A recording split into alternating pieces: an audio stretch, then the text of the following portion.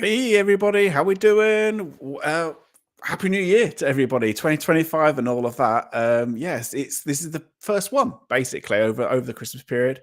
Hope you had a great time off with parents and family members and all of that kind of stuff, and raring to go for this year. And, it's just been a bit of a damp, wet, snowy start, but I hope you're all good, everyone.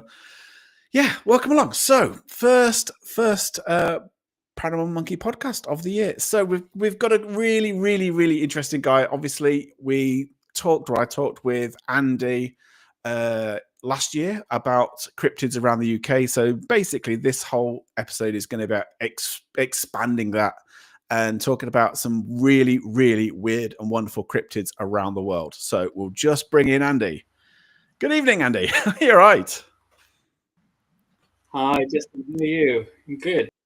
Yeah, really good. Thank you. Yeah, really good. So, like I said, I mentioned that obviously last time we spoke, we were just kind of focused ourselves on the cryptids of the UK, and but obviously we'll talk about the worldwide ones and some like you said before we came on air, maybe giving people an idea of some cryptids that we may not necessarily have heard of. So we're not really going to focus on the Loch Nesses and the Bigfoots of this world, but maybe some of the more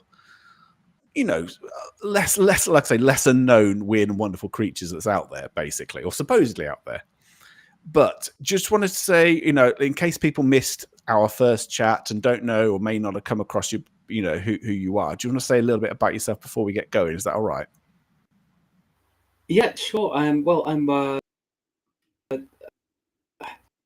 cryptozoologist, but also a paranormal investigator, cryptozoology and other strange things for about 31 years now, since I was quite little.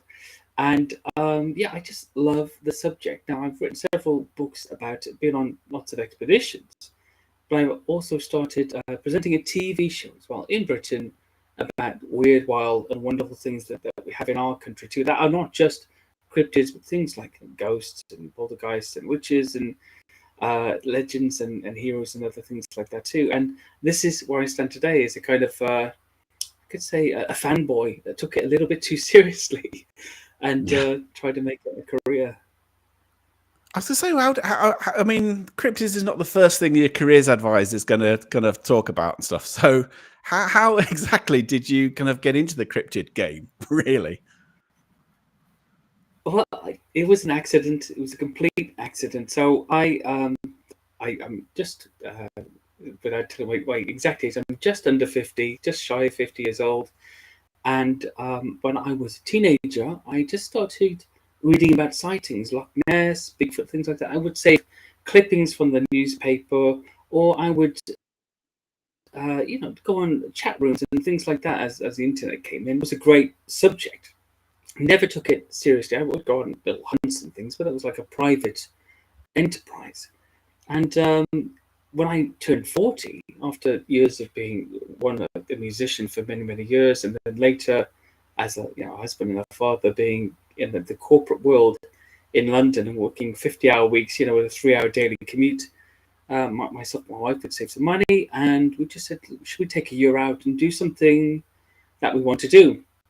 And she went back into one of her old career paths. She said to me, well, look, you've already done music. Why don't you write about this monsters thing you're always talking about and boring me with? And I said, well, maybe I could.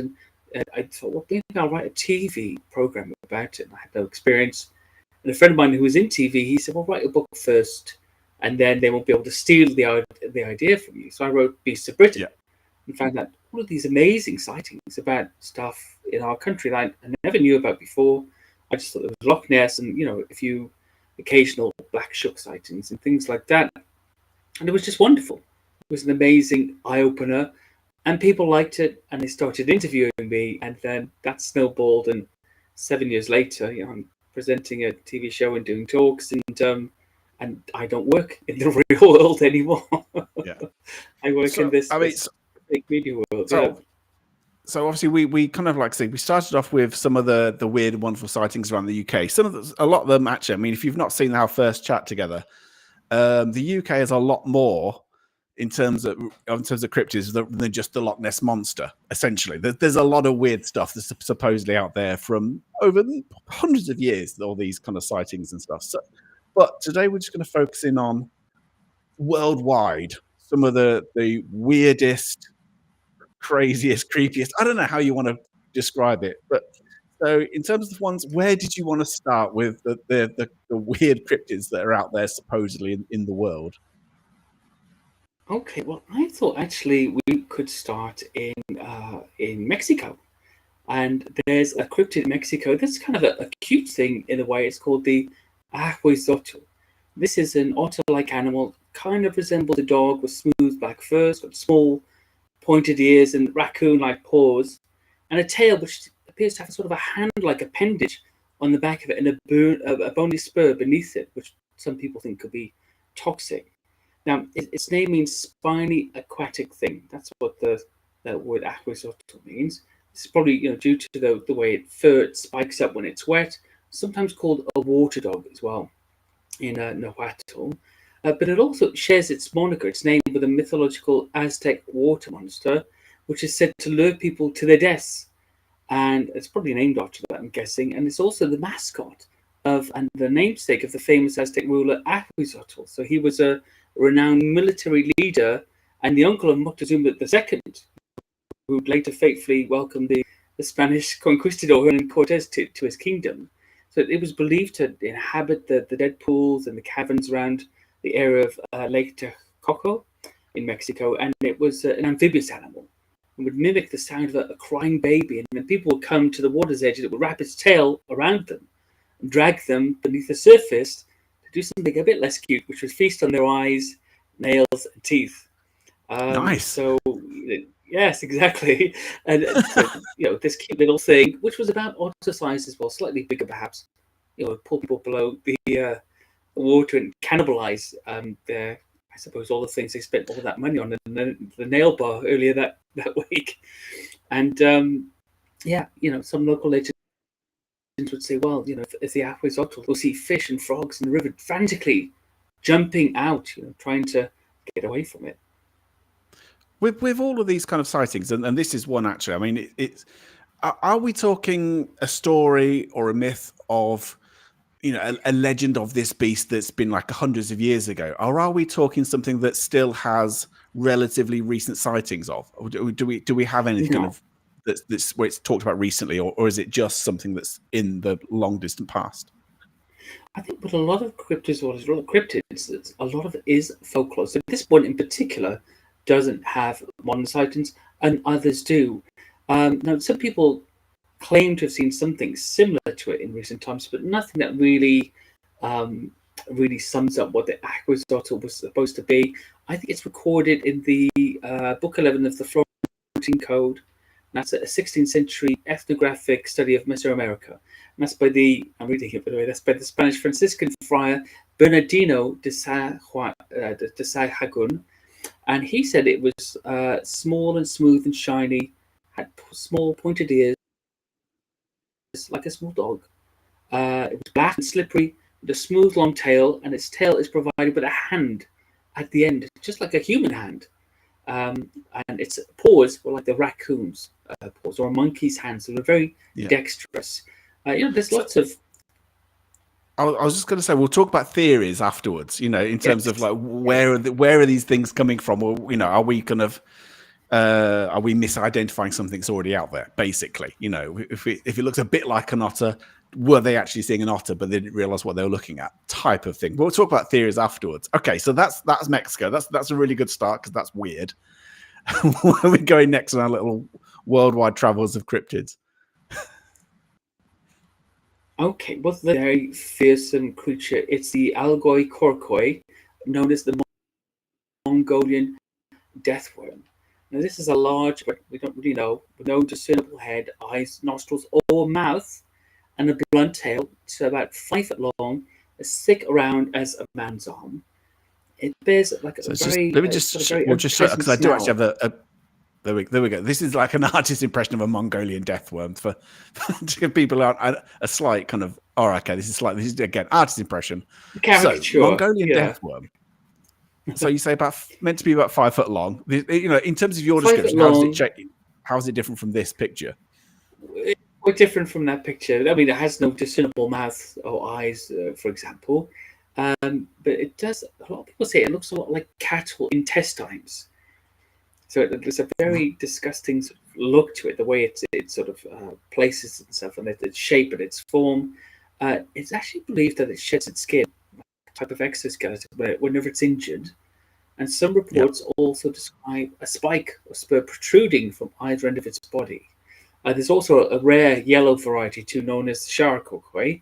Now, there's loads of variations of the name throughout Mongolia, but it doesn't really mean deathworm as we've translated it in English.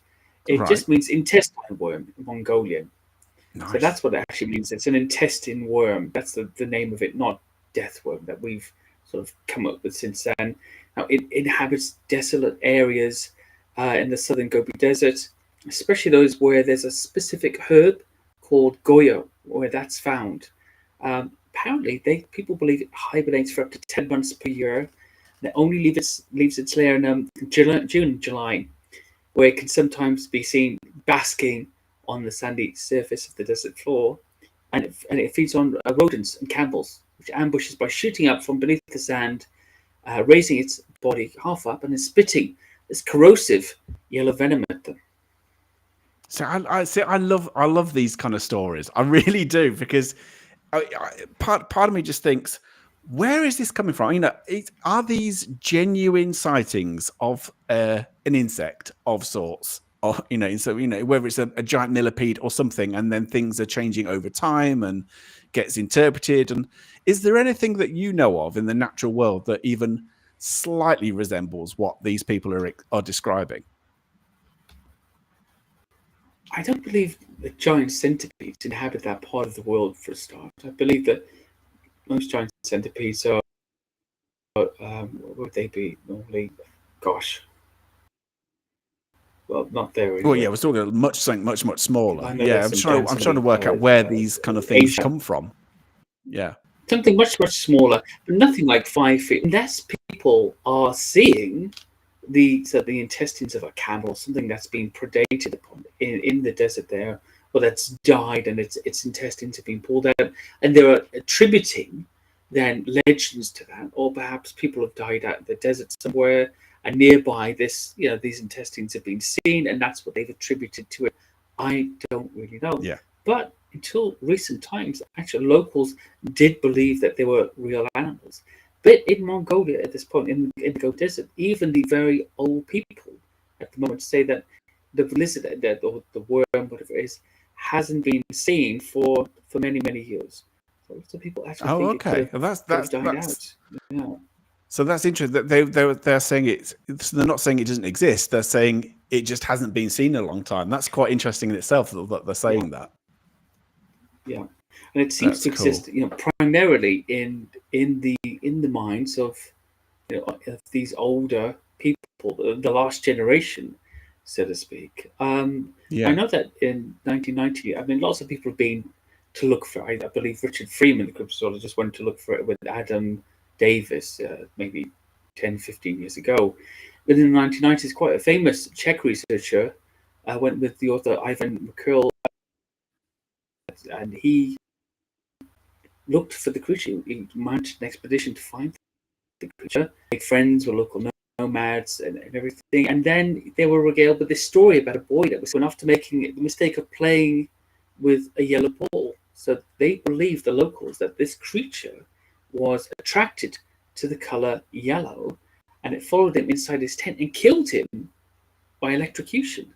The creature also supposedly has the ability to create an electrical charge. Another scientist in the area, was there for a completely different reason. I believe he was a geologist, was also killed by electrocution whilst on a field trip to the Gobi Desert. And I think he poked the sand with an iron rod or something like that, and he got this huge electric shock which killed him. And the local said, "Wow, yes, that's the death worm. It's below the sand. You must have touched it with your metal rod, and that's why he was killed."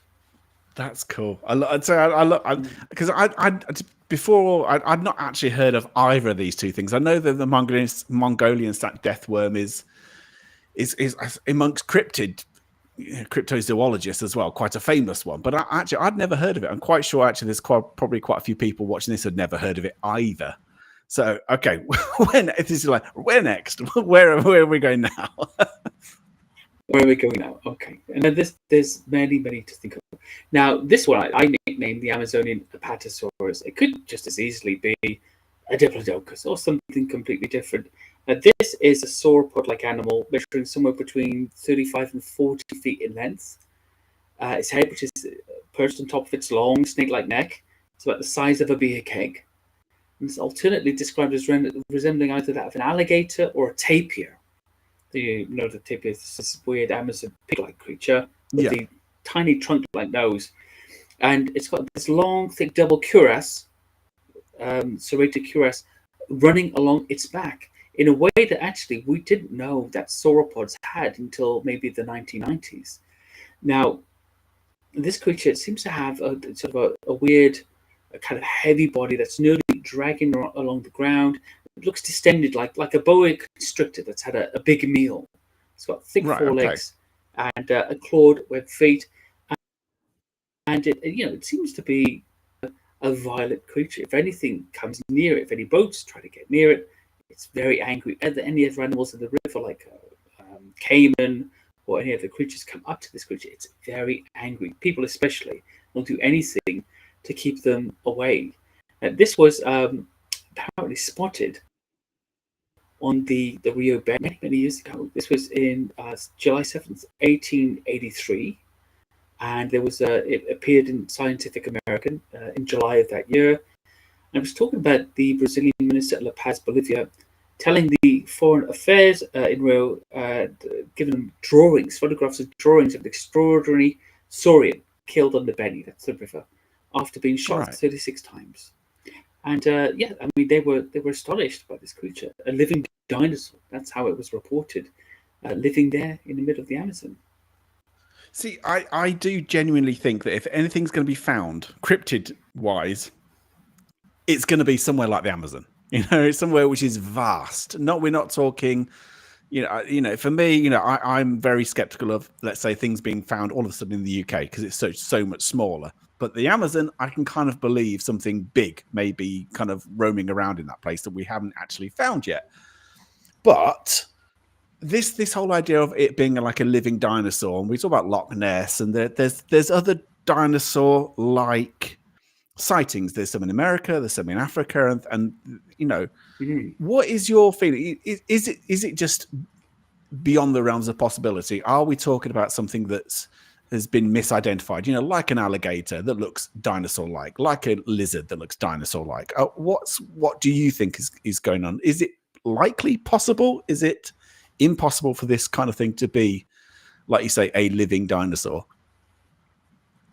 I think if it is a living dinosaur, it's a prehistoric survivor. Let's put it that way. There are many prehistoric survivors out there. There's the horseshoe crab, there are crocodiles and turtles and many other things. There's the coelacanth, which everybody brings up all the time. It's 50 million year old fish that was supposed to have died out, 50 million years ago. And there it is, in the ocean, looking exactly as it looks in the fossil record, still living and breathing. And it's the same with many other creatures.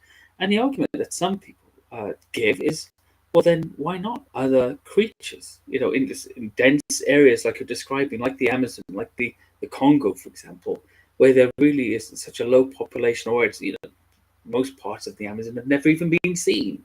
Why couldn't something like that survive there? I think it's possible, but then of course there's a big appetite for that as well. And there's this little battle going on at the same time. And that's between those who are materialists, people believe in evolution, the rest of that, and others who believe in a creationist point of view of how the world came to be. And they both seem to believe that the discovery of a dinosaur would somehow upset this entire apple cart. Whereas I don't think it would. I think it would just be another prehistoric survivor that lived on. Yeah. And whether you believe it's for millions of years or thousands, it's still here. I think that's one possibility. Right. So obviously we've got some very unusual ones. Just before we move on probably into more unusual, kind of lesser known stuff, can I just get your view very quickly on Bigfoot? Because, Bigfoot, Sasquatch, however you want to call it, because obviously you wrote a whole book called Beasts of the World, which is focusing on hominids, hairy hominids. But what's your general, this could be as quick or as long as you like. What is your view of Bigfoot? Is there something out there, or is it just, because I think recently, a couple of months ago, I think there was a TikTok video of apparently Bigfoot kind of lying in the shade of a, of a forest kind of thing. And it went all over, became really famous. I think I've got it somewhere. I might be able to show people. Let me just see if I can find it, and then we'll get your view on it afterwards. Hang on a second. Okay. Right, let's screen share. Haha. Right, hang on a minute. Share this.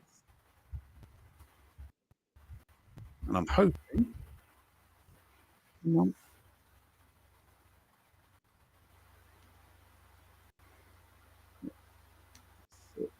Let's see. Fingers crossed this works. That's the one. I believe that's a documentary.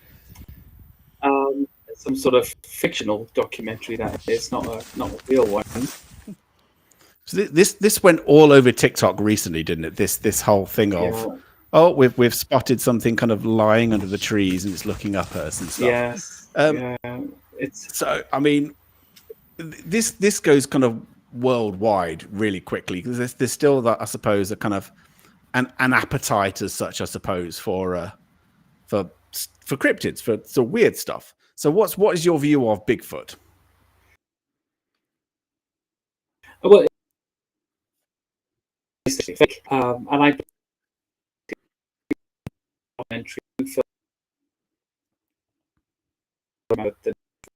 all of these things like Bigfoot and Nessie and the rest of it is Nessie and Bigfoot especially is there was a big appetite, just like UFOs or ghosts or whatever it is, for content.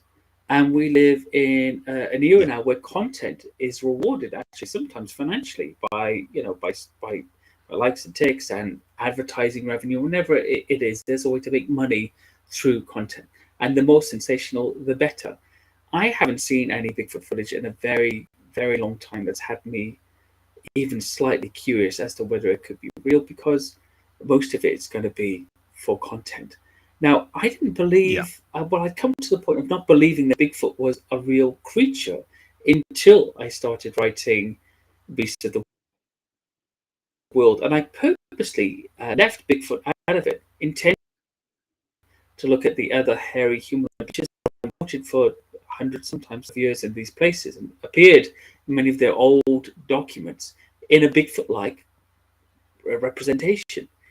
And that amazed Yeah. me, actually. I thought, well, look, all of these cultures, until the recent advent of of satellites and television and the internet, would have been completely separated. There would be no way for them to share such defining details with each other in there. Unless, of course, we all started, as the Bible says, in Babel and then spread out, and we had a myth of a hairy man like wild man right there that spread out to each of those people so they could adapt it to their own cultures.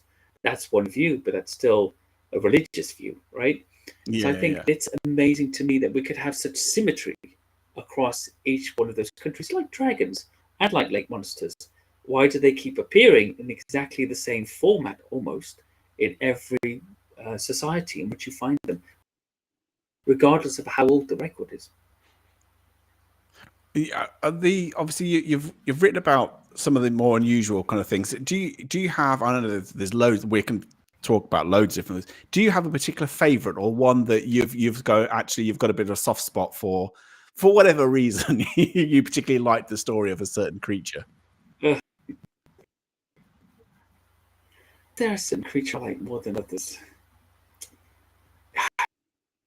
It's hard to say. I mean, I did like for a long time. I did like the. I'll bring it up actually. It's a creature I actually wrote about, and it's found in the Himalayas, uh, in near Nepal as well, and in the same territory almost where you find the Yeti. And what's amazing about this is that these Taima, or these the tales of them, were discovered like by people like Peter Byrne and others when they were looking for the Yeti all those years ago on their editions, and they started finding out stories of other creature, and yet it's diminutive or 4 feet tall, and yet it looks like the Yeti. It's another upright ape, and you find these stories all over the world, such as the Janjari or Nimbinji of Australia, another diminutive version of the Yowie, but fully grown, and you get them elsewhere too. And I wondered, as I was looking at this particular creature, if there was another link to perhaps old sort of hobgoblins and trolls of old in Europe, Yeah. these little hairy like creatures, that would wander around and steal things and cause trouble or kidnap children. And there's similar stories about this Taima in in the Himalayas, as there are about the Janjari in Australia, as well as our old trolls and fairies.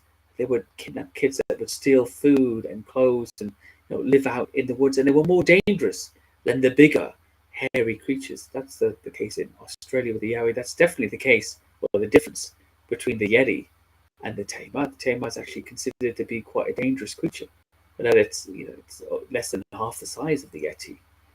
So that's I think he's my favorite. He's a Do you cute know? guy with a bad reputation. I mean, just one thing as you're describing that, do you think there's any type of cryptid that is the same creature in multiple areas of the world? With people are essentially seeing the same thing, or we talk about very definitely different creatures in different parts of the world?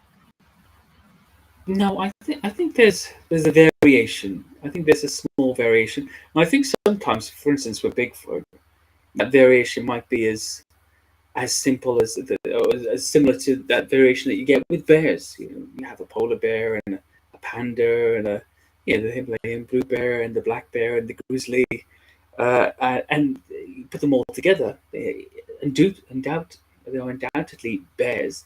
There's not really any primary difference between the genus that you can see, and yet they are so different to one another. They have different colorings, they have different lifestyles, they even have different diets depending on where they're based.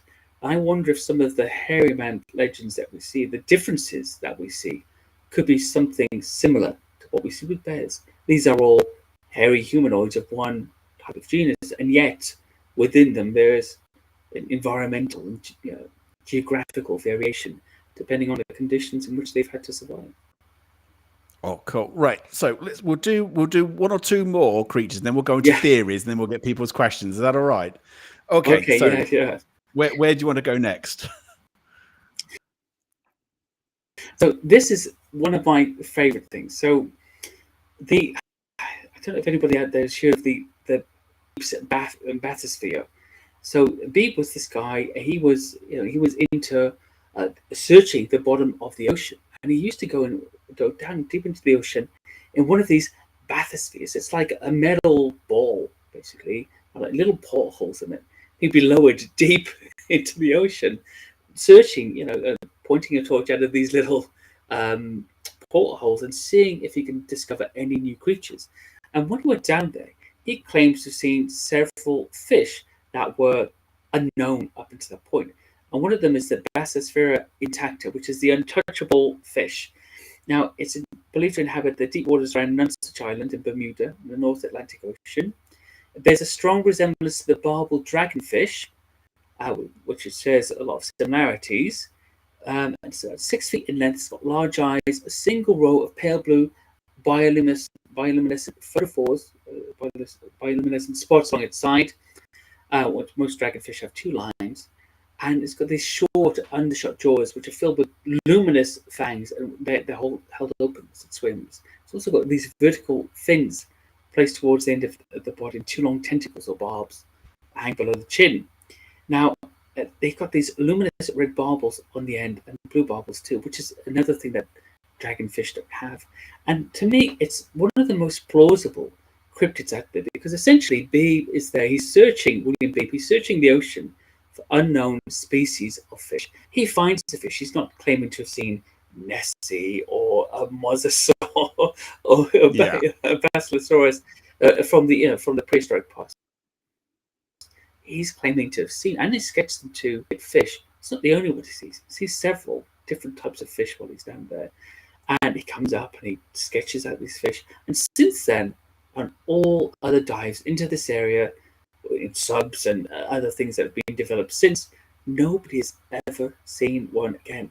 He's the only person to have dived to that depth and discovered all these different types of fish. So the jury's always out, was he hoping for some success and getting none, and did he come back and create these variations of known species to, I suppose, keep the funding coming in, which is a concern for all researchers everywhere? I was just lucky enough to see them?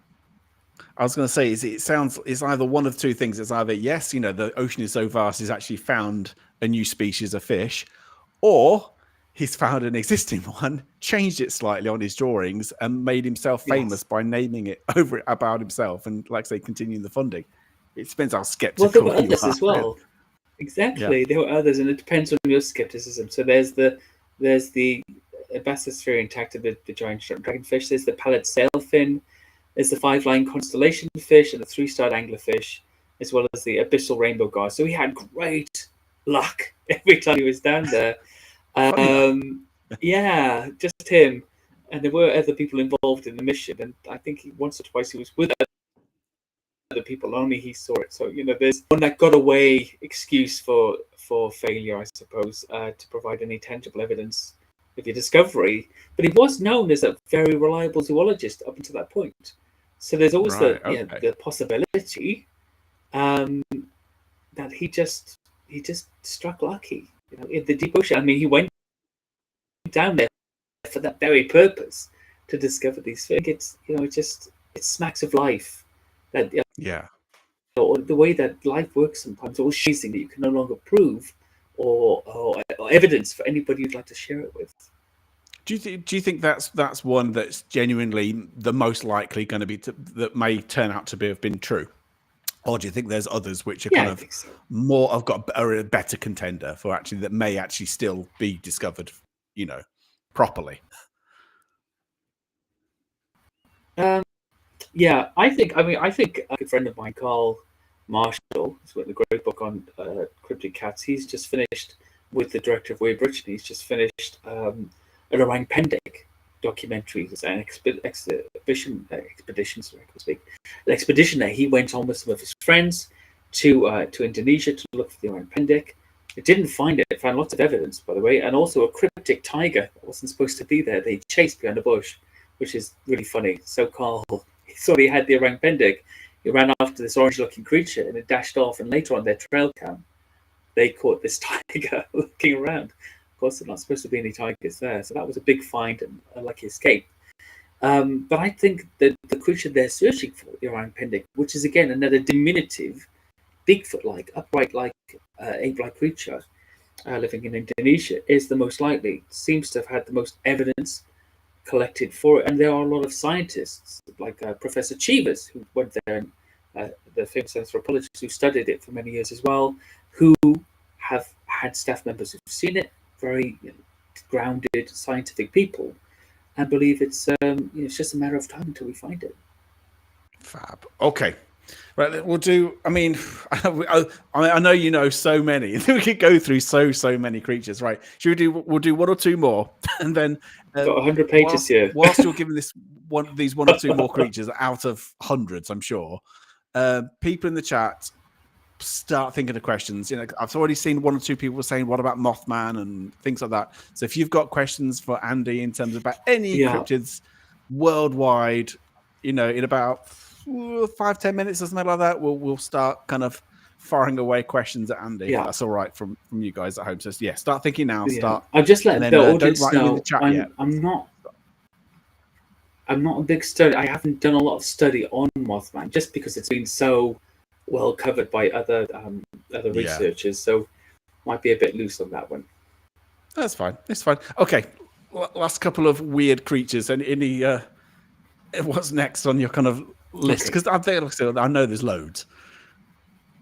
There's loads. So let's go for like a historical one. Let's go for the conr. So it's a very simple one as well.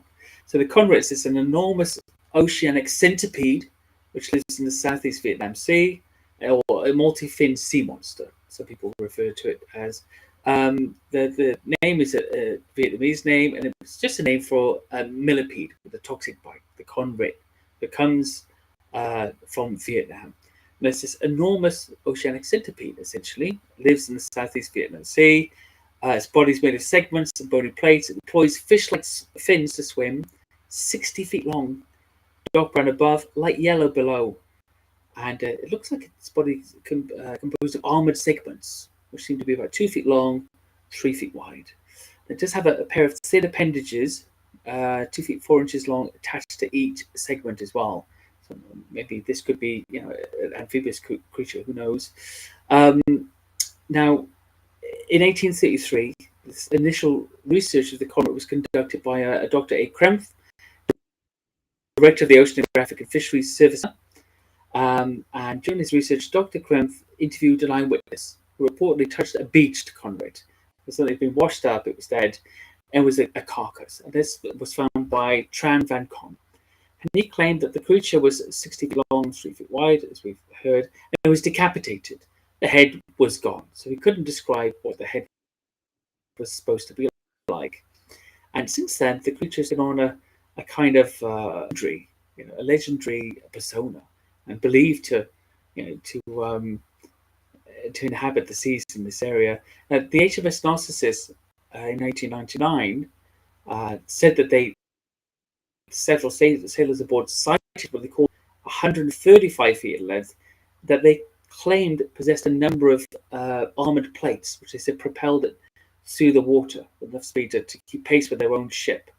And so that also could be a possible conr sighting. That's to what it is. Yeah, I mean, it's beyond huge, but a lot of sightings of sea monsters in that time do seem to range in the hundreds of feet, and they have minimized over the years, strangely, as we've become a little less superstitious.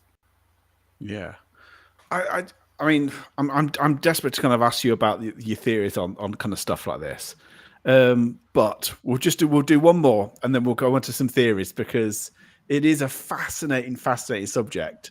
Because it's the more I suppose you'll know this. The more you look into it, the more bizarre, seemingly, all these different variations of cryptids have have been recorded.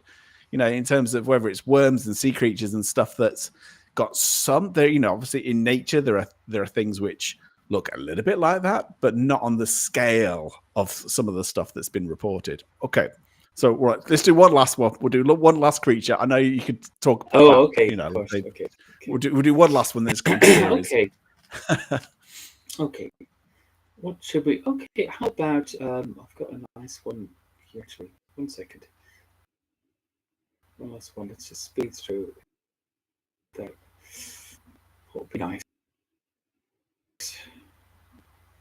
Oh, how about the quero? Oh, so this is quero means hide in Spanish, by the way, or skin of an animal. Now, the Mapuche Indians in Patagonia, they had this name for this animal, which was the quero, and they believed it was a kind of extended bovine hide, almost octopus-like, the size of a calf's hide, with claws all around it, that would wait at the sides of the lake and the rivers. And when people stepped near it, like an animal or a person or anything, in fact, it would roll up around that person and drag them beneath the water. There were many theories about it, as to whether it could be a stingray, perhaps, or even a freshwater giant octopus or squid. Of course, there are no freshwater octopus or squid, but we haven't discovered everything in the world. Who even knows what it could be? It was first written about in 1810 by a priest called Father Juan Ignacio Molina, and he spoke about it in an essay on the natural history of Chile. He said that the locals say that the Chilean lakes have an enormous fish or dragon they name Giravilu pangue, or fox snake, which they say is either a man-eating dragon, or it's like a long extended hide covered in teeth wraps around its victims.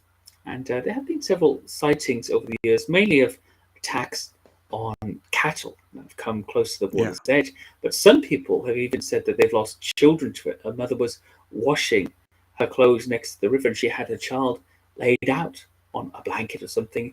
And she said she saw it shoot out of the water and grab the child and go back into the lake. And also a man riding his horse was said to have fallen off the horse and been wrapped up the water's edge by the quero and dragged beneath the water. God, that's grim. That is grim. Yeah, it's horrible. It's a horrible, horrible creature. Okay, so let's go for some theories, and I'm sure there are lots and lots of theories out there. Obviously, the main one, I suppose, is that these people they're just mistaking real animals for something else, or that they weren't aware of what a particular animal looked like, and they're a bit like, was it the dugong or something? It's like we kind of like the manatee, and as people are kind of saying, well, that's a merman, and think they're kind of misidentifying creatures. That's all it is. Is how far do you believe that that's the case for these things? I mean, it's hard to say, really. And we're talking about the manatee and dugong. I mean, to think of the mermaids really shows that you've been at sea a long time, right? But tastes change over time. But a lot of people say about the quero that perhaps it's an unknown freshwater manta ray that's inhabiting, or a giant stingray that's inhabiting this part of Patagonia. And as well as that, perhaps people aren't being taken under the water by its teeth, but they're being stung by by its barb, and then they're falling into the water and drowning. Who knows? I mean, the barb of a stingray really is deadly. Other people do say freshwater octopus. Legends all over the world of giant freshwater octopus. Octopus will sometimes leave the water to hunt for very short periods of time, so there's a possibility. Giant squid, it's really a big ask, isn't it? That the squid could survive in fresh water, and also be so discreet most of the time. They're quite they're quite obvious creatures. I mean, there's the mata, which is a South American species of freshwater turtle. It's not really big enough to do any damage, though, but it does look pretty ugly. What's your theories about, all of these different sightings around the world? How much credibility can you put on a lot of these sightings, or do you have your own thoughts? That my thoughts are a lot of what we see is interpreted through what we know and what we believe. And I've come to this so recently because of things like the quero. For example, the Mapuche Indians, they believe in the quero, but the Helche, I would probably got that wrong, Indians who live just next door to them and share some similar tributaries to the rivers and lakes don't have that legend at all and don't have any sightings. So clearly there's something that the Mapuche are attributing to their belief in the quero in the whereas with the other Indians of the other share some of the same tributaries and lakes, they believe in water dragons like Nahuelito and Nessie-like creatures. So there's a difference in belief. Perhaps we're talking about just something dangerous in the water that can harm people, and whatever it is interpreted through the cultural lens of the people who are seeing it. And that happens time and time again. I mean, why are there no duende, past the South Texas border from the Americas? Why are there duende? I think we spoke in Mexico, the Philippines, Spain, Portugal, all the Americas. As soon as you get past a little sort of section of the South Texas border, they just disappear. They don't like it there because that's a Northern European inherited culture largely. Anyway, USA and Canada, they've got similar monsters to the ones we have. That's the ones they share with us as Germanic and Anglified sort of peoples. And I think that's a lot to do with it. It doesn't mean people don't see things. It just means what they see is largely interpreted through what they expect to see. Yeah, very good. Okay, right. I've got people's questions, and there's a lot of questions coming in for you. So we'll try and get through as many as we can. Apologies if I miss yours out, because I'm going to try and get through as many as we can in about 10 minutes or so. So Phil's asking, of all the cryptids, which is your favorite? Oh, okay. So again, it's one of them, because that Himalayan little bad guy, that miniature yeti, unexpected find that lives there in the Himalayas. I love that. I think it's great. While the abominable snowman is like taking up all the limelight, this guy is just there being even more dangerous than his 8-foot tall cousin, and yet just mostly living on frogs near ponds and sort of keeping to himself. I still really like that guy. As everybody knows, I'm a big lake monster fan, so Nessie is always going to be up there, really. But I have been to Loch Ness about 5 or 6 times now, and she lets me down, so mad with her. Okay, Simon's saying, apparently there was a werewolf sighting on the east coast near Bridlington over the weekend. Apparently there have been quite a few over the years near Flixton, etc. Any thoughts? That whole area has so many werewolf sightings. I was up there, Series 2 of Weird Britain, interviewing Paul Sinclair. He's a good friend and a great researcher into the Flixton werewolves and other werewolf sightings in that area near Yorkshire. Again, I mean, that was part of the Danelaw, right?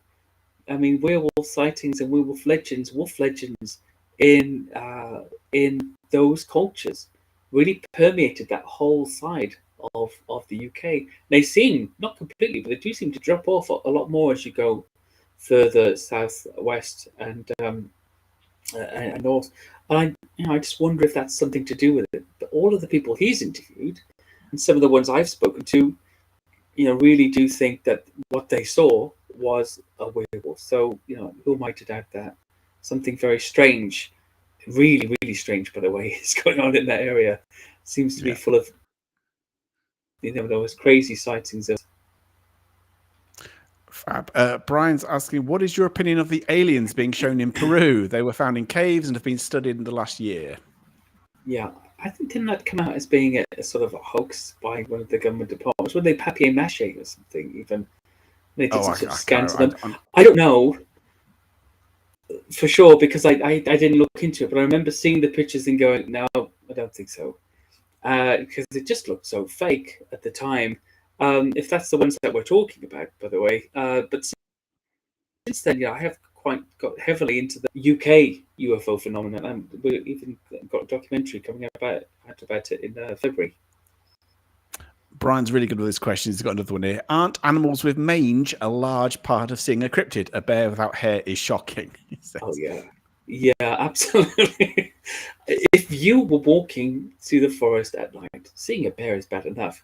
Seeing a bald bear that's got the mange and is really unhappy and looking all scraggly, that's got to be a shocker. I imagine that quite a few, at least where bears roam here, quite a few werewolf sightings in the Americas, at least, and other places in Europe could be attributed to the mangy, miserable bears. Right. Weird Fox Lou is saying, thanks for coming on again. Regarding weird creatures from the sea, do you suppose due to climate change, the stranger marine life are showing themselves more and people see them as monsters? Good question. I don't know, because actually, historically, sea monster sightings were much more prolific in the past. Much more prolific. I mean, you could argue that we knew less about the sea and therefore more things could be misinterpreted. Most of the people seeing them were fishermen, experienced fishermen. So I don't think the argument stands up. I would actually say perhaps due to climate change, why are we not seeing so many sea monsters anymore? Maybe reverse it. Yeah. Another one from Phil here. Phil, I'm not even going to even attempt the Welsh, so you can. The I was going to say Quinn yeah. Anwyn. I don't know. Black shuck hellhounds are seen in many countries and strict areas. Do you think that it's possible that there's a rare, unidentified species of wolf not yet recorded? So I grew up in Wales actually. So Quinn Anwyn, and I wondered for a long time if there were wolf hybrids. Did our wolves really die out? Or did they sort of hybridize themselves with certain wild dogs roaming throughout the country and live on in very small populations? It's a hard sell, really, because dogs are very visible animals. They'd have to predate on something. Okay, fair enough. Wales has 10 million sheep, so you're not going to be short of food at any point. Nobody's even going to notice you taking a couple of hundred here or there. But I think it's a bit of a hard sell to think there's been a population of them this whole time, really. Okay. Roger's saying there'd have to be breeding populations of these cryptids. Where might these nests be? So there was a study, and I always bring this up, and it's not proof of being real or even being here, by the way, but it just shows there is some space. So in 2012, there was a government study done on the environment, how much space was available, how much was taken by urban habitation. And they worked at something like 6.8% of the entire country was urban sprawl, and that included roads, rural settlements, motorways, all of that stuff. That's for the entirety of Britain. And I think in England it was 10.6%, Wales something like, I can't remember, Scotland was tiny, 1.9% of the entirety of Scotland was urban sprawl. There's nobody there, basically. And so there would be places for them to live. Does that mean that they're there? I don't know. That doesn't prove it, but they could be there.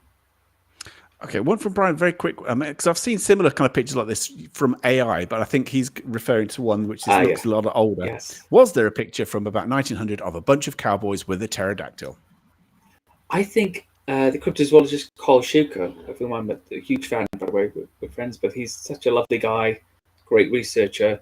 And if you're into cryptozoology, you should definitely read his blog, his books. I think he debunked that photo quite a long time ago. Actually, it was Photoshop. Yeah. Oh, it was photoshopped. Okay, like say because I mean, some AI is obviously really obvious, but that one, this wasn't I AI. know exactly this what was you mean. Yeah, about 20, 25 years old, 30 even maybe 25. It's definitely Photoshop. Okay, so Spookfest is saying, have you ever looked into the Bridgewater Triangle, giant snakes, dogs, Bigfoot, pudwudges, and more, the Dover Demon? I don't know how far you want to go with that one. No, I'm intending to be in the US this year for a few talks, just waiting for some bookings, and also to do some expeditions. So I would like to look into it. I've got friends who live within the triangle and who investigate it. I've heard of all of the creatures there. I mean, do I want to meet the Dover Demon? No. Or the giant snakes, but I would like to see a pukwudgie. They'd be really cute, I think. Pointy ears and proper elf-like. It'd be amazing. Oh, here we go. Oh, I just missed one. Hang on a second.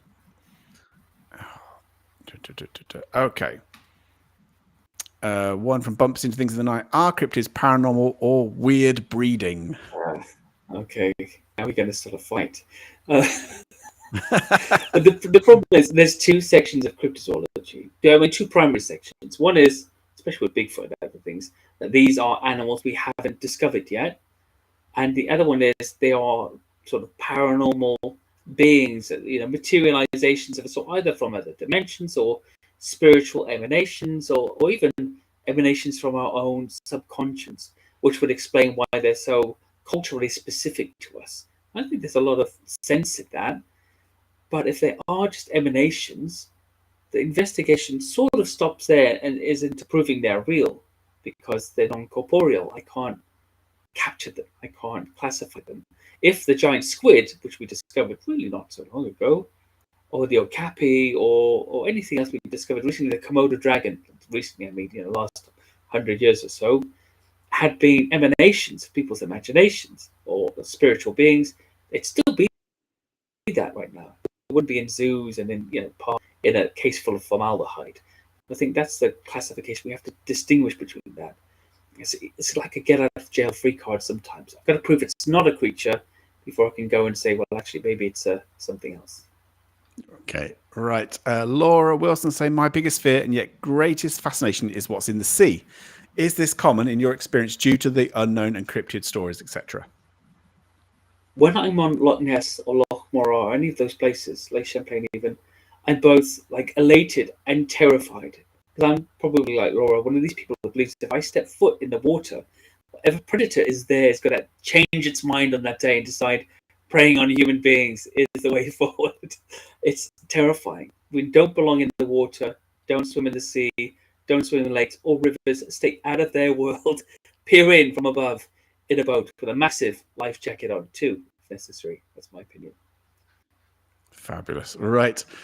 Okay, we've only got a couple of minutes before we finish, and I just want to, because I know in terms of you're prolific over you've done stuff for TV of all kinds of things, plus also books and things. So this is your time to promote yourself as much as you want to, say what you've done television wise or book wise, and then try and get more people to buy your stuff, basically. Okay, I'll be really quick then. So there's the TV series Weird Britain, which is now on, I think it's on, so you get it on Amazon or Apple TV. You can find that. A UFO specialist coming in February on Blaze, and there's series 2 coming to Blaze in History in March as well, Weird Britain. Apart from that, there's the book Beasts of Britain and Beasts of the World Hairy Shows Volume 1. I'm trying to write the others. I have 2 new books for children and adults alike coming out at the end of January, and they're called A Monster Kid's Guide. The first 2 are Yeti, A Monster Kid's Guide, and Nessie, A Monster Kid's Guide. And these basically are passport size guides. It tells you all about the background of these creatures, some famous sightings, ideas of what they could be, hoaxes even. And there's field notes at the back for you to sort of online or in person, including coordinates, go and investigate some of these places, as well as a disclaimer on the back saying, I didn't send you out here. If you get hurt, it's not my fault. Find a guide, all that stuff. Yeah. But they're lovable guides, so they will be out on Amazon and Barnes and Noble and all these different places, only in paperback to begin with, from the end of January. Fantastic. Like I say, I think though, I mean, the fact that let's say 12-part series, in terms of the things that you're going to be producing in terms of yes. Yeah, fantastic. So that's the first 2. There are 10 more. Also, Brett Manning, awesome, one of my favorite artists on earth. Brett Manning, look at Brett Manning art online, you'll find all her stuff. She's done the illustrations for the first 2 books as well, and they're really cute. You've got Yeti with his glasses, binoculars, looking for himself, and it's all little magnifying glasses and things. It's not a mockery of its serious subject, but it's a way to enjoy it, especially if you're young or immature like me. It'll really work out for you. Obviously, one last thing. If people want to kind of get hold of you, contact you, or follow you in terms of where can they do that? So you can go to facebook.com/beasts of, and you'll find me there. Or if you go to Linktree /beasts of, and I'll try and pop the address of the chat actually. Yeah, you'll find all my projects there. So there's the TV stuff, there's blogs, there's free blogs you can just look at to read about creatures, links to the books, and even a podcast, a No Frills podcast that I used to do called Beastly Theories, which was more really like an act of nepotism to talk to my friends and have an excuse to do it instead of cleaning up the house or something. There's some interesting interviews there too. Fantastic. Thank you. Andy, I know it's the second time we chatted. It goes so quickly. Thank you so much. It's just endlessly fascinating subject. I mean, we haven't even scratched the surface on some of the creatures that are out there in the world. So you have to come back on at some point because we can go through another batch of just weird and wonderful things. So we're on just page 4. We're on page 4. We'll just pick up at page 4 and keep. Yeah, absolutely. Yeah. So thank you so much for coming on. Absolutely endlessly fascinating. I love having you on. So thank you so much. And thank you. I hope to speak to you again soon. Awesome. Cheers. All right. Thanks, Justin. Cheers, Andy. Thank you.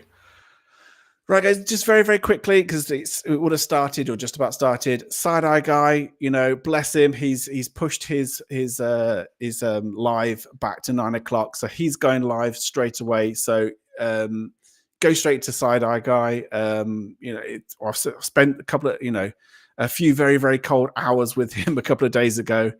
Superb, just a lovely fella. So thank you, Side-eye guy, for moving your live stream. I know you were going to start at 8 o'clock, so thank you for moving to 9. Thank you so much to everybody in the chat for all your questions. Thank you so much, and for your support as ever. One last thing, because I've had 2 weeks off from Christmas, I am going to be doing a Chimps Tea Party this Thursday, and then next week we've got Mr. Kev Kerr back in as well. So, and he's got some things that he's got coming up. And Kev's always a fantastic guy to have on. Hugely sensible, hugely skeptical, paranormal researcher. Anyway, that's next Monday, but I will be doing the Chimps Tea Party on Thursday. Okay, guys, enjoy the rest of the evening. Go to Side-Eye Guy right now, and I shall see you Thursday. All right, good night.